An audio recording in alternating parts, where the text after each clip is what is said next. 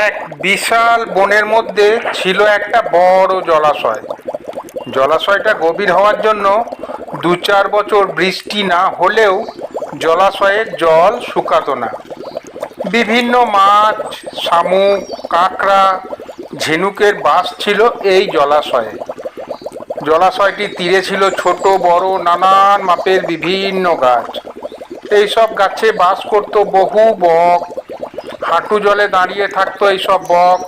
সুযোগ পেলেই মাছ, ব্যাঙ, শামুক খেয়ে ফেলতো বকেরা। জলাশয়ের কোনো প্রাণীরও নিস্তার ছিল না বকেদের হাত থেকে। এক বুড়ো বক ছিল বকেদের এই দলে। শরীরের ক্ষমতা না থাকার জন্য খাবার জোগাড় করার ক্ষমতাও ছিল না তার। অথচ খাবার না পেলে তো মরতে হবে। অনেক চিন্তা করে সে এক মতলব বার করলো। বুড়ো বকটি একদিন জলাশয়ের ধারে বসে বসে কাঁদতে লাগলো।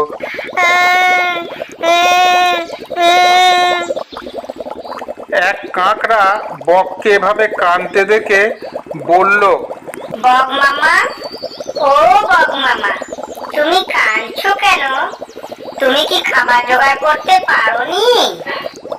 বক বলল, না না, আমি আহার ত্যাগ করেছি।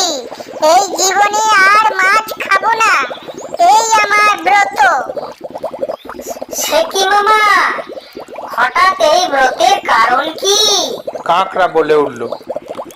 বক বলল, 12 বছর এই এলাকায় জল হবে না, ফলে শুকিয়ে কাঠ হয়ে যাবে সব নদী নালা জলাশয়। ভয়ে কাঁকড়া বলল, সে কি মামা, তাহলে তো আমাদের মারা পড়তে হবে। এই ভয়ঙ্কর খবর তুমি কিভাবে জানলে মামা? দৈববাণী শুনেছি আমি। বক বলে উঠল।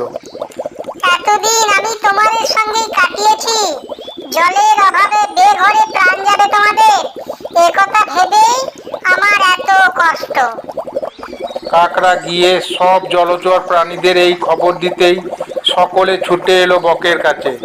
বককে বলল, মামা মামা, ও মামা, ও মামা, তুমি অনেক অভিজ্ঞ, আমাদের বাঁচার উপায় বলো। সকলেই এই কথা বলল। ও মামা, তুমি তো অনেক অভিজ্ঞ, আমাদের বাঁচার একটা উপায় বলো।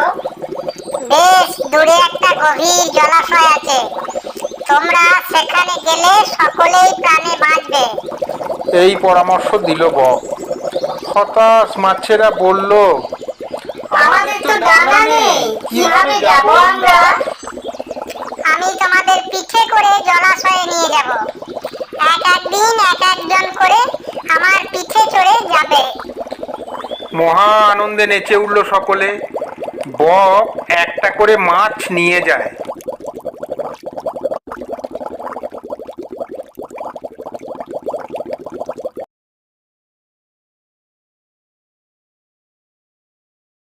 পাথরের উপরে আছাড় মেরে ফেলে এবং মরে যায় এবং মাছটাকে খেয়ে ফেলে। এইভাবে মহা সুখে কাটতে লাগলো বকের দিন। কাঁকড়া একদিন এসে বলল, মামা, তুমি তো সকলকেই নিয়ে গেলে, পড়ে রইলাম আমি। কবে আমাকে নিয়ে যাবে ওই জলাশয়ে? মাছ খেয়ে খেয়ে বকের অরুচি ধরে গিয়েছিল। খুশি হয়ে তাই সে বলল, সত্যি তো ভারী অন্যায়, আজ অবশ্যই নিয়ে যাব তোমাকে। বকের পিঠে চড়ে কাঁকড়া তার যাত্রা শুরু করলো। যাচ্ছে, উড়ে যাচ্ছে। কিছু দূর গিয়ে কাঁকড়া দেখলো একটা বড় পাথরের গায়ে মাছের কাঁটা, লাল লাল দাগ। ভয়ে কাঠ হয়ে গেল কাঁকড়া। বলল, ও মামা, জলাশয় আর কত দূরে? কাঁকড়াকে পাথরের কাছে নিয়ে গেল বক। বলল, তারা বেটা, জলাশয়ে যাবি? চিন্তা করিস না, আমি জলাশয়, তোকে সেখানে পাঠানোর ব্যবস্থা করছি খুব শিগগিরই। বুদ্ধিমান কাঁকড়া বকের শয়তানি বুদ্ধি বুঝতে পেরে সঙ্গে সঙ্গে তার ধারালো দাঁড়া দিয়ে বকের গলা একদম চেপে ধরল। মুহূর্তের মধ্যেই মারা গেল বক। ও